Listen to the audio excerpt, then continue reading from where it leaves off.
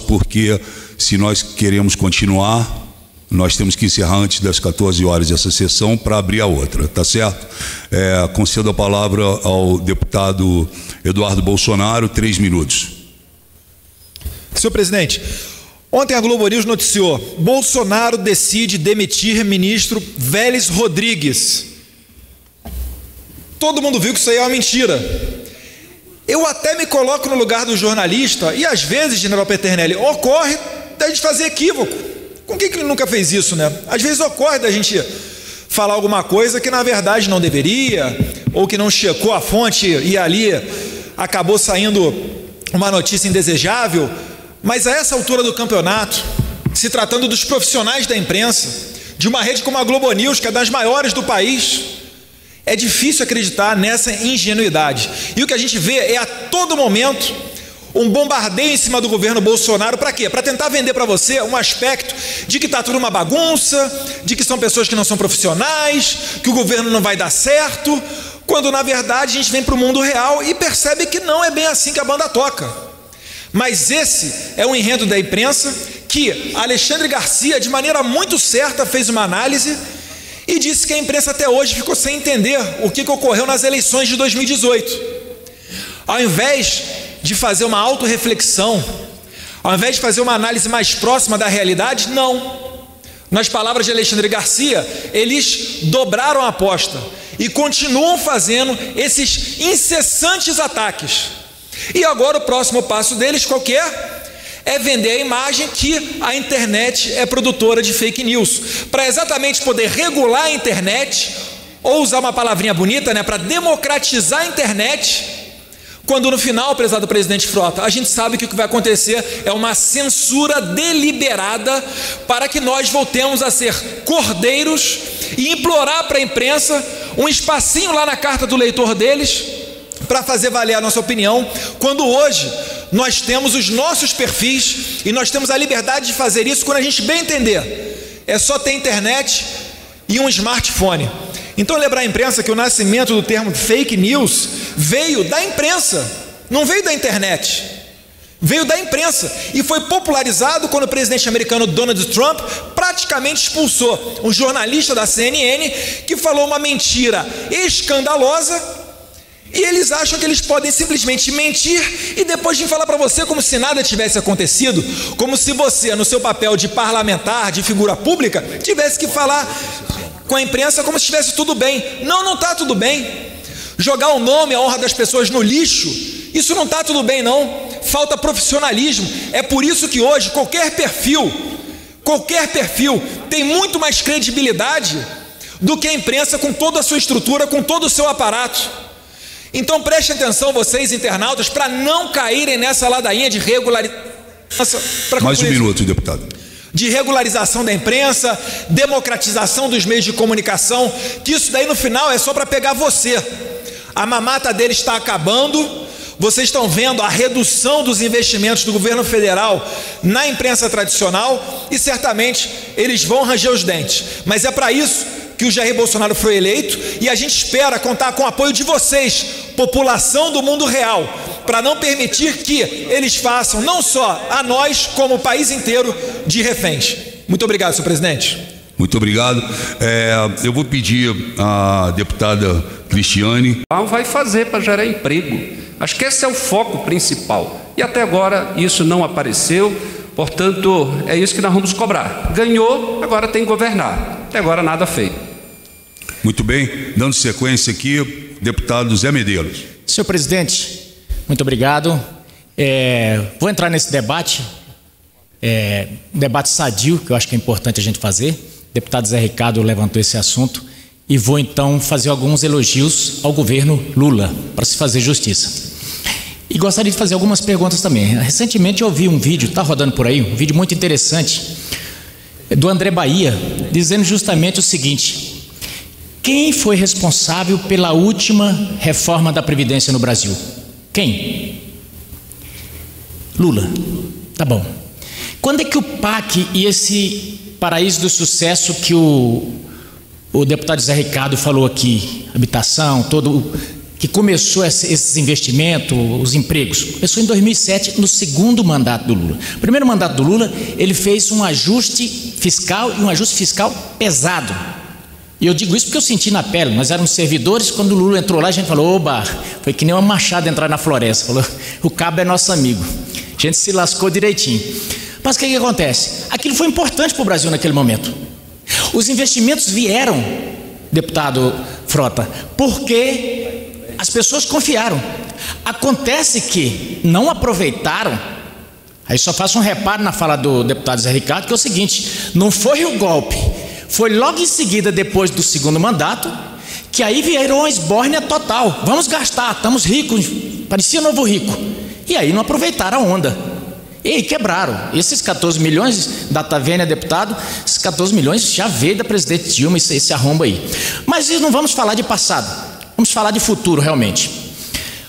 Nós estamos numa situação agora em que estamos com desemprego, estamos com a confiança baixa e ninguém quer investir aqui, sabe por quê? Por causa da credibilidade. Ninguém vai pôr dinheiro aqui se tem a possibilidade desse país ser insolvente. E liquidez lá fora, já concluo, senhor presidente, liquidez lá fora está muito grande. As pessoas querem investir aqui no Brasil, mas eles precisam ter uma sinalização. Como vão investir se nós temos um rombo de bilhões na Previdência? Ele falou: esse país não vai se sustentar, esse país não vai se sustentar. Então o que acontece? O que nós precisamos? Mostrar que temos possibilidade de se sustentar nas próprias pernas. Agora em Altaraguaia, eu passei a semana passada, uma empresa veio e vai investir 12 bilhões de reais numa indústria de celulose. Aquilo vai revolucionar a vida daquelas pessoas ali. Mas esse modelo precisa ser para todo o Brasil. Nem todas as empresas confiam. Já termino, senhor, só mais um minuto. Então eu digo, é fato e é compreensível que o PT agora demonize a reforma da Previdência, que demonize a reforma trabalhista, porque está na oposição, é um discurso aceitável. Mas nós temos o desafio de mostrar ao povo brasileiro que nós só temos uma saída: pleno emprego, geração de riquezas, e isso vem através, sim, de contas equilibradas, da abertura na nossa economia para o exterior, independente de qual país seja. O Brasil sempre foi uma economia muito fechada e nós precisamos parar de ter preconceito contra gerar riquezas. Então é importante cada um de nós, a cada discurso desse, a gente fazer o contraponto, porque fica o discurso do deputado Zé Ricardo ainda foi meia verdade, mas a maioria dos discursos que vem aqui é em verdade total. Demonizam as coisas. Nós precisamos fazer esse contraponto para que o povo brasileiro não seja enganado. Muito obrigado, deputado. Deputado Daniel Freitas, por gentileza. Só um minuto, senhor presidente. Um dia vai ter que ser prioridade no nosso país. E peço que o senhor presidente possa ser registrado, dado como lido um texto publicando sobre essa situação e também registrado na Voz do Brasil. Obrigado. Deferido o pedido de Vossa Excelência, nobre deputado Kim, com a palavra.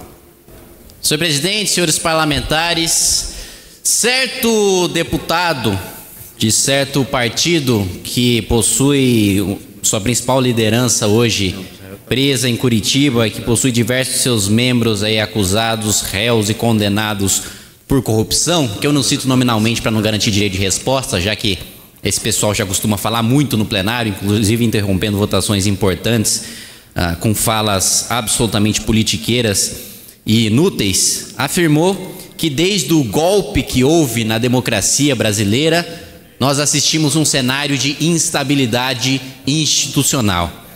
É engraçado ouvir falar em golpe, né, que por definição é uma ruptura institucional, quando esses mesmos parlamentares, inclusive este que me antecedeu, não imediatamente, mas que falou anteriormente que houve o golpe, ele mesmo não reconheceu ruptura institucional na hora de disputar a eleição. Afinal, se há golpe, não existe normalidade democrática e não faz o menor sentido você ir para o pleito, pedir votos e mesmo ter um candidato à presidência da República se você já não tem mais democracia, se houve um golpe.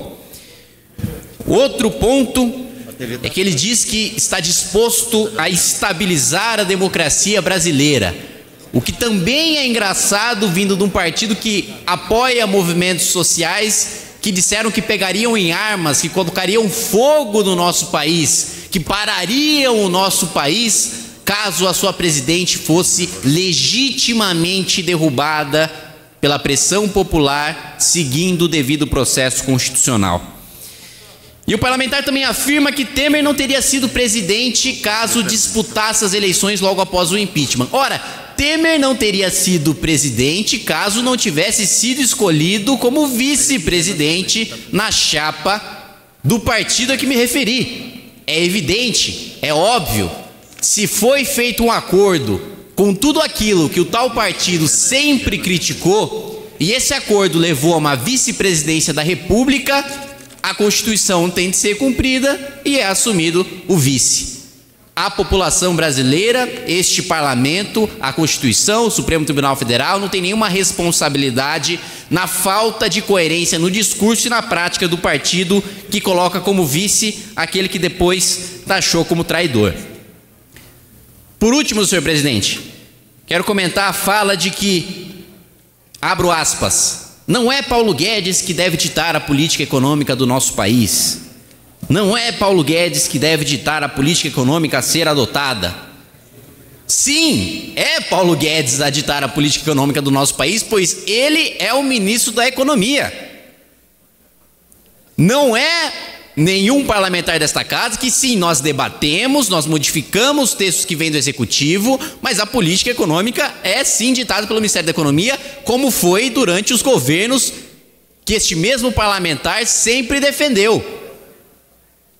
E sim, será a política defendida por Paulo Guedes, porque a política defendida por Paulo Guedes não é a política que criou o desemprego de 13 milhões, não é a política que criou a inflação de 10%, não é a política que criou um déficit em 2016 de 154 bilhões de reais, um recorde, meus colegas, de 2,4% do PIB.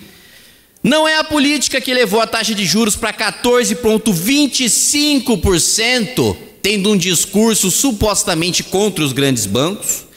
Não é a política que fraudou contas públicas, atrasando repasses do Tesouro para bancos públicos e bancos privados para beneficiar empresários corruptos, amigos do governo. Não é a política que fez com que a dívida passasse de 50% do PIB para 67% em 2 anos, fazendo com que os gastos com juros dobrassem, indo para 9,13% em janeiro de 2016. Não é a política que de maneira hipócrita sempre discursou contra a reforma da Previdência, mas vamos lá, só existe um partido nesta casa, determinado partido, que os senhores sabem muito bem qual é, porque a primeira coisa que o ex-presidente Lula fez quando assumiu a cadeira foi uma reforma previdenciária. Não fosse essa a primeira atitude do ex-presidente Lula, hoje não existiria PSOL, que foi a cisão criada no Partido dos Trabalhadores pela ala mais radical, justamente em razão da reforma previdenciária defendida e promovida pelo ex-presidente Lula. E pedindo mais um minuto para concluir, presidente, por gentileza, eu digo também que não foi também a política econômica de Paulo Guedes e não será e não seguirá a tal da nova matriz econômica que levou a queda de 3,8% do PIB em 2015 e 3% em 2016. E para de fato finalizar, presidente, para fazer uma adaptação da célebre frase do físico Albert Einstein, só tem 2 coisas que são infinitas. Uma delas é o universo. A outra delas é a canalice do Partido dos Trabalhadores. E olha que sobre o universo ainda nem se tem certeza. Obrigado, presidente. Presidente, como vice-líder do PT, eu pediria direito